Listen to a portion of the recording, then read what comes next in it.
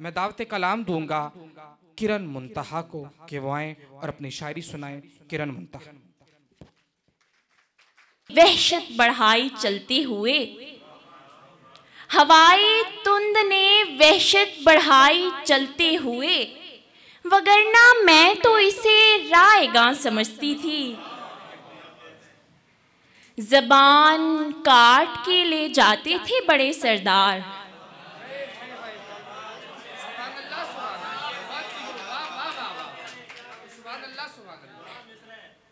ज़बान काट के ले जाते थे बड़े सरदार। ये कायनात मेरी चुप को हाँ समझती थी।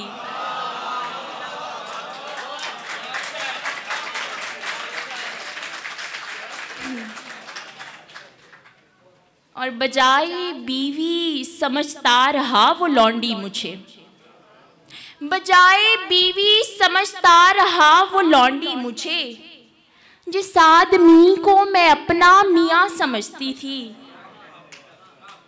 और भरा हुआ है खचाखच खिरत के मादे से, भरा हुआ है खचाखच खिरत के मादे से, ये दिल में जिसको जुनून की दुकान समझती थी। बहुत सुकून से गुजरते थे रात दिन मेरे, बहुत सुकून से गुजरते थे रात दिन मेरे। मैं मुश्किलात को जब इम्तिहान समझती थी, मैं मुश्किलात को जब इम्तिहान समझती थी।